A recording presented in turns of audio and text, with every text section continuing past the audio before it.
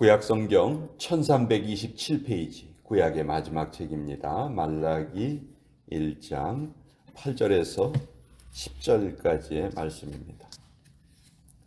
구약성경 1327페이지, 말라기 1장 8절로 10절까지의 말씀.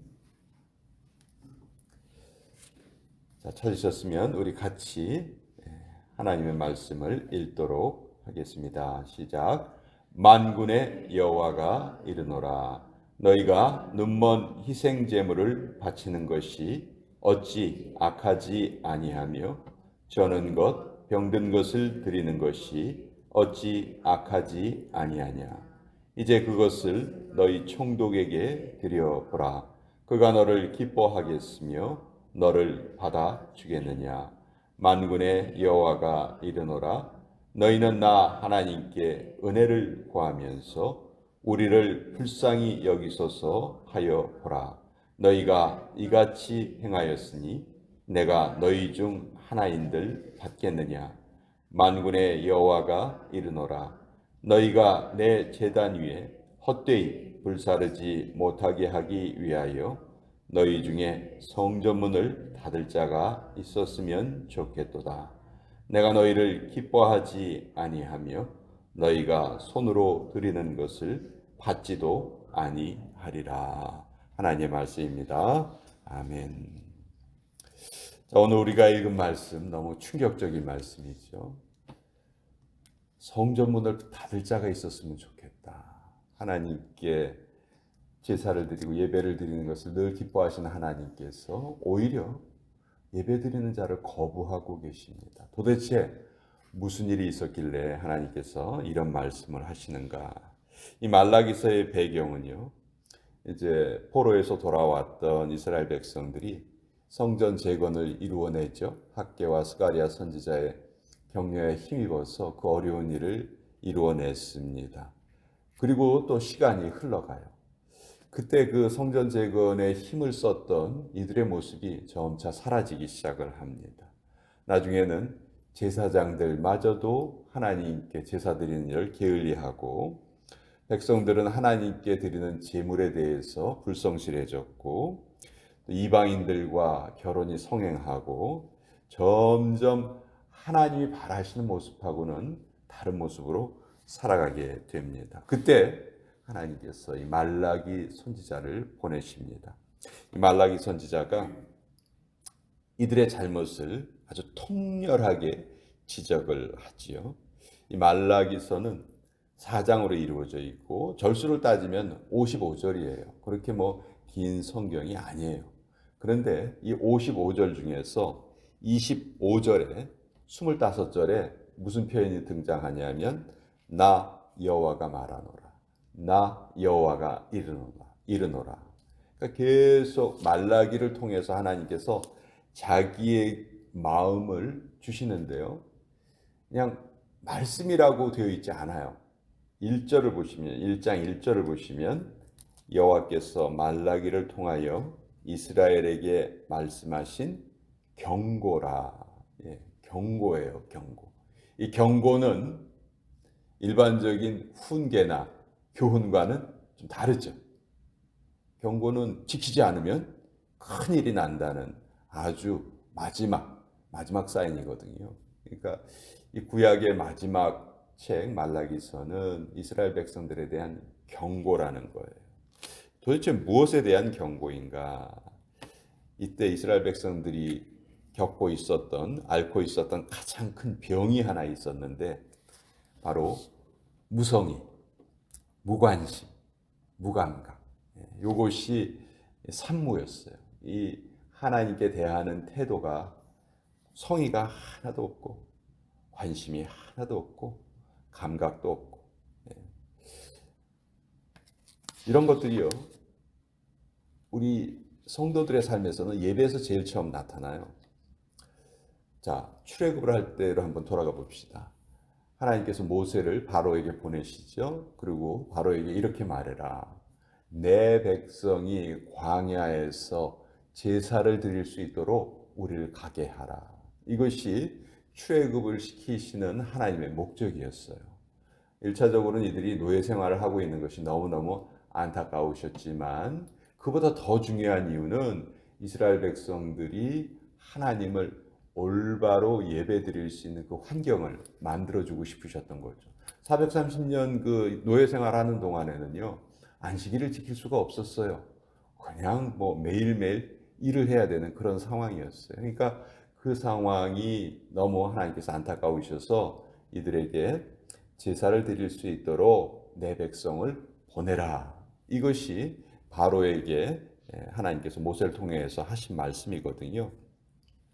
자, 그렇게 제사를 기뻐하시고 제사를 중요하게 생각하셨던 하나님께서 오늘 말라기서 1장 10절에 보시면 만군의 여호와가 이르노라 너희가 내 제단 위에 헛되이 불사르지 못하게 하기 위하여 너희 중에 성전문을 닫을 자가 있었으면 좋겠도다. 너무너무 충격적인 말입니다. 도대체 어떠한 제사를 드렸기에 어떠한 예배를 드렸기에 하나님께서 내가 너희들이 드리는 예배는 이제 받기 싫다. 이렇게까지 말씀하시는가.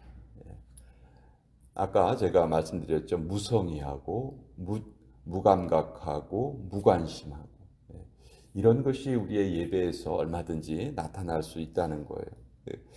성의 없는 예배의 모습이 이제 8절에 나타났죠. 만군의 여호와가 이르노라 너희가 눈먼 희생 제물을 바치는 것이 어찌 악하지 아니하며 저는 것 병든 것을 드리는 것이 어찌 악하지 아니하냐. 자, 창세기에 보면 가인과 아벨의 이야기가 나타나요. 인류 최초의 살인 사건이 가인이 자기 동생 아벨을 돌로 쳐서 죽인 사건이죠. 그 사건의 발단이 뭡니까? 하나님 앞에 둘 다 제사를 드렸죠. 근데 하나님이 가인의 예물은 받지 않으시고 아벨의 예물을 받으셨다. 이렇게 되어 있어요. 물론 그 예물이 중요한 것이 아니고 예물을 드리는 마음 자체를 하나님께서 받았다 받지 않으셨다. 그 차이죠. 근데 거기에 보면 가인은 어떤 예물을 드렸냐면 곡식단을 드렸어요. 아벨은 양의 첫 새끼를 드렸어요. 그래서 이 제물의 종류에 이게 문제가 있는 것이 아닌가 우리가 그렇게 오해할 수 있지만 전혀 그렇지 않습니다. 제물이 어떤 종류이든 하나님은 제물의 종류를 따지시는 분이 아니에요. 그 제물을 드리는 마음이 어떠한가. 그냥 가인은 많은 곡식 다발 중에서 그냥 자기가 어느 하나를 선택을 해서 그냥 드린 거예요. 근데 아벨은 첫 새끼를 드렸다 이렇게 돼 있어요. 첫 새끼란 말이 아주 중요한데 그 자기가 키우는 양이 여러 마리가 있을 거 아니에요. 근데 그 중에서 처음 새끼를 낳은 그 새끼를 드렸다는 것이죠. 여러분 첫 새끼가 태어나면서 뭐 얼굴에 첫째 이렇게 쓰고 나옵니까? 그렇지 않죠. 수많은 양 새끼들 중에 하나예요. 그러나 아벨은 처음 나온 저것을 하나님께 드려야 되겠다라고 생각을 하고 그것을 따로 구별해서 키웠다는 것이죠. 그래서 예물을 드릴 때 그 수많은 양들 중에서 딱 그거 내가 처음부터 드리기로 하나님께 드리기로 했던 그것을 딱 찾아서 드렸던 거예요. 그러니까 하나님 뭘 기뻐하셨냐면 하나님께 처음 것을 드리겠다는 그 마음을 기뻐하셨다는 거죠. 근데 가인은 그냥 그런 마음이 전혀 없었어요. 그냥 아무거나 그냥 갖다가 이렇게 드린 거죠. 그러니까 이 제물을 드리는 마음의 태도를 하나님께서 어떤 것은 받으시고 어떤 것은 받지 않으시고 그렇게 된 거죠. 자, 바로 이거예요. 말라기서에 나타나는 내용이 바로 이런 거예요. 자, 어떤 사람이 하나님 앞에 서원 기도를 합니다.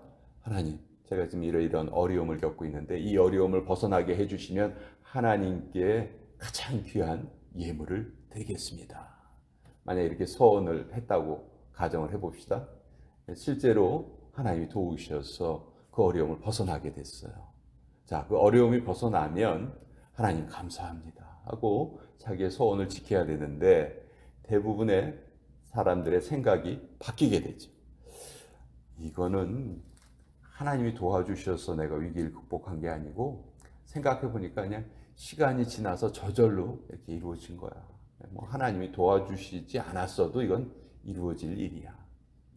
근데 내가 하나님께 뭐 예물을 드리겠다고 약속은 했으니까 제일 좋은 거 드리겠다고 했지만 그러긴 좀 아깝고 저기 보니까 좀 비리비리한 거, 눈먼 것, 저는 것 그냥 내다 팔기는 어렵고 또 내가 먹어버리자니 또 아깝기도 하고 그런 것들을 하나님께 드렸다는 거지. 자, 이 예물을 하나님께서 어떻게 하시겠다고 하시냐면요. 저주로 갚겠다 말씀하세요. 그냥 안 받으시는 게 아니고요. 하나님이 저주로 갚으시겠다. 결국 예배는 순종에 달린 문제예요. 우리가 예배를 드릴 때 정성을 다해서 예배를 드린다면 내가 영적으로 건강하다는 증거예요. 근데 우리가 예배를 드릴 때 그냥 건성건성 드리거나 억지로 드리거나 그냥 예배 시간에 나와서도 하나님 생각하지 않고 다른 생각에 빠져 있거나 그러면 그런 예배는 하나님 받지 않으신다는 것이죠. 가장 안타까운 게 한국 사람들은 이 절에 다니는 거에 좀 익숙하거든요. 근데 절에 가서 실제로 뭐 불경을 외운다든지 뭐 기도를 깊이 한다든지 그런 건 별로 없어요. 그냥 절에 한번 쑥 갔다 오면 대부분 절이 산속에 있기 때문에 공기도 맑고 갔다 오면은 내가 어려운 곳에 한번 갔다 왔다 하는 그런 느낌이 들어요. 절에 가서 다른 거 아무것도 안 해요. 근데 나 그냥 절에 한번 갔다 왔어 하면 그것이 뭐가 되냐면 자기의 의로 쌓입니다. 나 그냥 절에 갔다 왔어. 가서 아무것도 안 했어도 그냥 나 뭔가 한 것처럼 느껴요. 근데 그 생각이 교회 다니면서도 그냥 그대로 이어지는 거예요. 교회 와서 아무런 뭐 감동이 있는 예배를 드리는 것도 아니고 자기의 마음을 들여서 예배 드리는 것도 아니에요. 근데 그냥 왔다가 가. 그냥 와서 졸고 있어요. 졸다가 시간 되면 깨서 가요. 근데 속으로는 어떻게 생각하는 거예요? 나 예배 드렸어. 근데 하나님은 그런 예배는 전혀 받지 않으신다.